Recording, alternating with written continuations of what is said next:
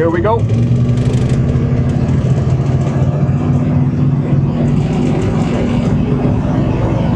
So this right here is a 1987 GMC Sierra 1500.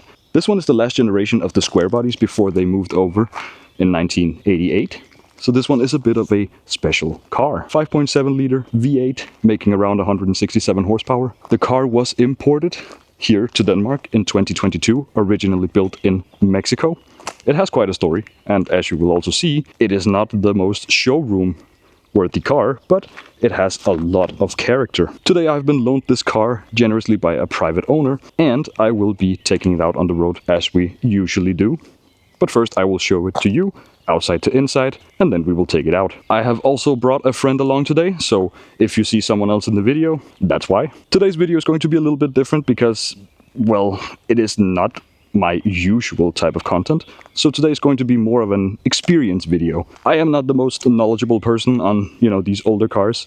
I know the very, very general basics. So it is going to be more of an experience rather than a documentary with information and specs and everything. So if that's something you're into, well, here we go. Starting up here in the front, we have that very iconic square body design. As you can see right here, GMC in the middle, all the lights and everything. Also the hood ornament right here. We'll also pop the hood here and show you the engine. Opening up the hood here, just need to kind of do like that. And there we have it, the 5.7 liter V8. A lot of room in here. It is one of those cars you can pretty much crawl in here and work on it. It is the thing with these American engines. A big engine, not as much power out of them, but it gives them the charm. Sounds amazing. Also the owner put on 2 exhaust pipes, so it has a really nice sound. Let's move on to the rear and see what's happening in the bed, and then we will move on to the interior. The bed of this pickup truck. Currently it has this kind of rubbery material here. The owner really wants to replace it. Haven't gotten around to do so yet, but it is a really big bed. Can also very easily get up in here. Well, it is a pickup truck. I don't know what to tell you there. You probably know how it works. We are not so used to these things in Denmark, I will say. So having one of these around here is quite a rarity. Also more of an enthusiast thing rather than a practical thing. You also do have the window right here that you can open up, so you can get a little bit of air also to the bed, but also going down the side of the car here. As you can see, it has a lot of this kind of finish checking here and stuff from being in the sun and everything. This car was imported in 2022 from California, so it has seen a lot of the Californian sun, and now it's here in Scandinavia. Also some really big and nice wheels on here, rims also. Looks pretty cool. But that is, it is kind of that for the outside. There's not a whole lot to show you. Pretty much everything you can see just as is. So let us move in here to the passenger seat, see what that experience is like. This one has a bench seat, as you can see. Very big, roomy interior, very wide. Space for 3 people. So getting in here. Very, very soft. I don't know if you can see it. It is such a soft seat. You really sink into it. And you have so much space here. Like really a lot of space. There's not a whole lot of features for the passenger. If you close up the door, you essentially just have your electric windows right here, a little lock, and your door handle. There isn't really any cup holders, so I won't be doing my usual 500 milliliter can test. Loads of space. You have a glove compartment here in the middle, which you can open up. There you go. And just everything is metal or leather or something. It is really that American pickup truck vibe you get out of this thing. Going a little bit up here, your sun visor with a little mirror, or actually quite a big mirror right here. And that's pretty much all right here. You have a little light in the back, but besides that, no lights. That's kind of it for the passenger side. I think the next thing we should do is just hop over here to the driver's side, take a look at what it has to offer there, and then we will take it out on the road. So getting in here to the driver's side, open up the door here. As you can see, again, pretty simple, very classic interior. Over here in the door, you have your lock button and your window switches for your automatic windows. Door handle right here, no cup holders at all. So no adjustments. You have a bench seat and you have your steering wheel. If you fit, perfect. If you don't, too bad. So starting over here from the right to the left, you have a little bit of a aircon system here. This one is disengaged, if you could see it in the engine compartment. But it does work, it can turn on. Have your settings down here, and that's pretty much it for buttons and stuff you can play around with. Fuel gauge right here, speedometer has been changed out for the kilometers per hour. The gear selector thing, indicator right here, is actually missing, so you kind of need to know the order of the gears, and well, then you're good. All your gauges over here. Just, it looks classic. Light switch right down here. First step here is just the bottom lights. This one is all the lights. Horn right here. Over here you have your indicator, which of course left there, right there. Up above this, sun visor with nothing on it. It is just a sun visor, no mirror. Got your mirror here in the center of the window. I would say the view out of this thing is not the best. It's kind of small, so you are better off just turning around and you can see pretty much everything. It's just a whole big piece of glass right here. Visibility is good. You're sitting up high. Nothing to complain about there. It is a big vehicle, and you will also see that when we're driving. It is very wide. It is also rather long, but I haven't found that to be an issue yet. I think that's pretty much all to kind of show you about this car. I think the whole point of it is to actually drive it and listen to it. So to close the doors, of course, these are American pickup truck doors. You need to kind of be a little rough with them. Key right here into the ignition, and thumbs on, foot on the brake, and there we are. To give it a little bit here so you can hear it.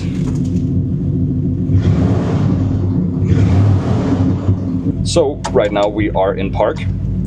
Now we are in reverse, neutral, and drive. So to release the parking brake, you have this little thing right here. You just pull, and this lever will come up.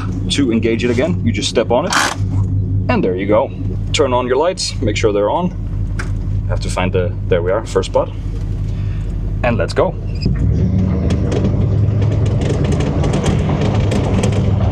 The accelerator is a bit hard. Both me and my friend both noticed that it is kind of, you push it, there's this little area you kind of have to push through, and then it kind of becomes a little bit softer. Not a whole lot, but a little bit. I am also riding with the windows open, both for the sound, but also because it is very warm, and this car, again, doesn't really have the ability to cool. As you can also see, the speedometer needle down here is jumping a bit. Well, this car is full of quirks and small things. Again, it's not a showroom vehicle, but I like it more this way, actually. We will not be taking this car out on the highway. I have already driven it a little bit on the 90 stretch, and that was already plenty. Don't think there's a point to taking it out on the highway. But we can do a little bit of city driving in it. The thing about driving such a vehicle like this is, like, it's so wide that if you're driving on these roads, which you have seen in my other videos and other cars, it's usually not a problem. But if somebody is approaching you here, it is a bit harder to create the space to pass each other. You really have to get off the road and kind of into the side there. Also, the steering is a little bit of a boat. As you can see, you can kind of move it quite a lot before something actually happens. I will put all of that under the list of charms this car has. Fuel economy, we're not going to talk about. Doesn't matter.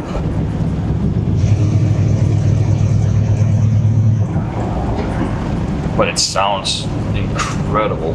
Just listen to this.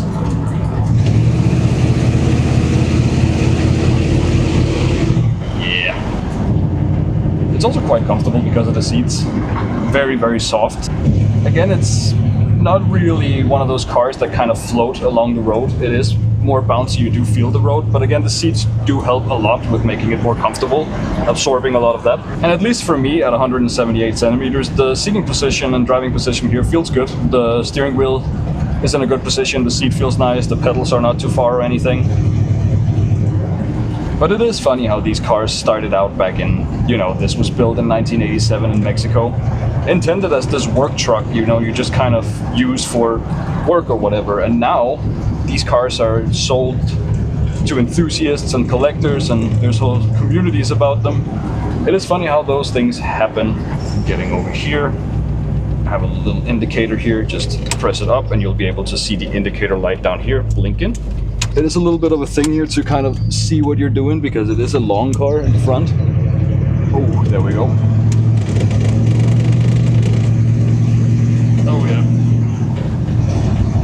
But this is quite a car. It definitely has a presence. If not in looks, then definitely in sound. Also, when I picked it up and I had to go out to my filming spot, people are really looking after this car. You don't see them often on the road. As I was talking about, they are rather special. It is definitely not a car you want to bring into very, very tight areas. like inner city driving, which is also, I won't be doing that, and I will not be going into the usual parking garage as I do. Also, I don't think a decibel test is necessary for this car because yeah, it doesn't really matter. You're not buying this car for the quietness. Again, the needle is jumping a lot, so you kind of have to be aware of how much you're driving, and you are guessing a little bit. Also, just being aware of how wide the car actually is, so you're not hitting any curbs or anything. Especially the mirrors here do add a lot of width. The thing also about these cars is that even though an example like this one, which is not like in showroom condition, it is in a little bit of a rougher condition, stuff here and there that doesn't work and all that, it still sells for quite a lot of money here in Scandinavia. This one was approximately around $10,000 to $20,000, and that is just because there is a lot of like heritage and a lot of culture and a lot of value to these cars in terms of, you know, the communities. And again, that's the thing, these cars were created as these more cheaper work trucks, and now they have built this whole community and have become quite valuable. But you can definitely see why when you're driving them. It is an experience, especially for someone here in Scandinavia where we don't see these things quite often. Now we're going to be heading out here onto the faster stretch. Let's see.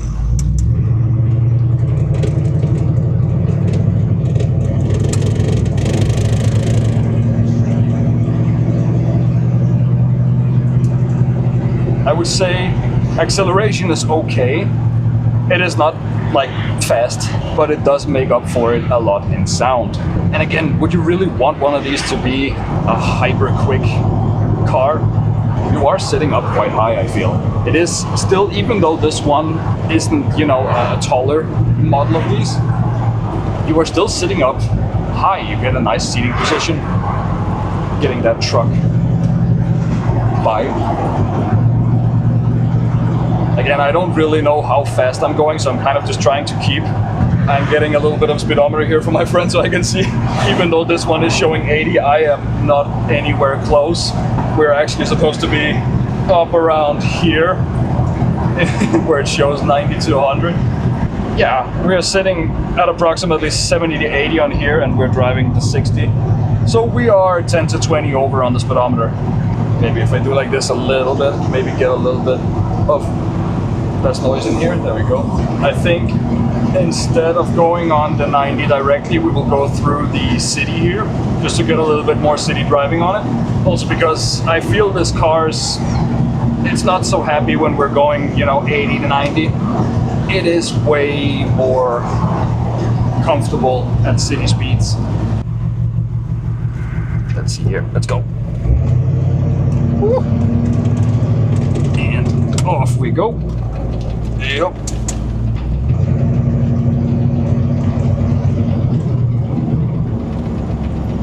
It is definitely like a different thing, as I said in the beginning.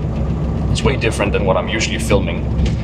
But that's the thing I kind of also want to do a little more on this channel, is that I am not just for electric cars. I do really enjoy pretty much anything on four wheels. Whether it's something like this or whether it's the newest you know, electric car from, I don't know, Mercedes or whatever it is. I do enjoy cars, not just a specific type. And I do also hope that you guys are appreciating stuff like this, because I do really want to do more of this in the future. More classic cars and special cars and more rare things. So if it's also something you like and you want to support me in that, give the video a like and also subscribe down below to see more of it. Again, I'm not the most technical guy on these things. I am more of a experienced person. But I do think if you know this car and you are watching this video, you might also know where to find all the information about it, and you don't really need me to sit here and tell you about it. Going down here again, it is a bigger car, so problems like, well, it's not really that big of a problem. It can be a little bit tricky to maneuver around, especially also when I picked it up. I was a little bit nervous because it is different than what I'm usually driving, but you get used to it very, very fast. Now we are coming up here to the 90 stretch, and we will be seeing how the car handles that. We're also going to be doing a little bit of kind of an acceleration thing, you know, just to see here how it handles it. And we have nice clear road to do it, so let us get going. And here we go.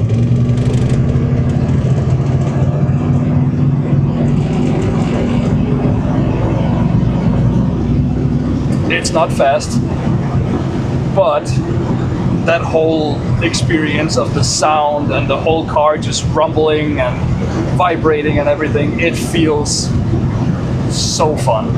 But as you can hear, it is a noisy experience. Even like windows closed and all, it is noisy. It is definitely not like a luxury car, but it was never meant to be.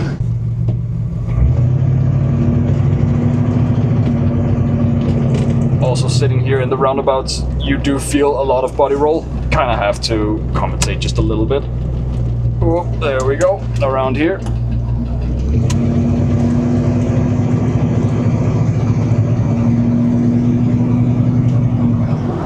Just sitting here now in a stoplight situation here, in this car, hearing the sound it makes, like amongst all these newer cars that are just quiet and don't make any noise or anything. You are sticking out quite a bit, but honestly, I love this. Like it is such a different thing than what we're used to here. And for the people out there that enjoy these cars, it is such a joy to see one on the road, and even a bigger joy to be behind the wheel of one.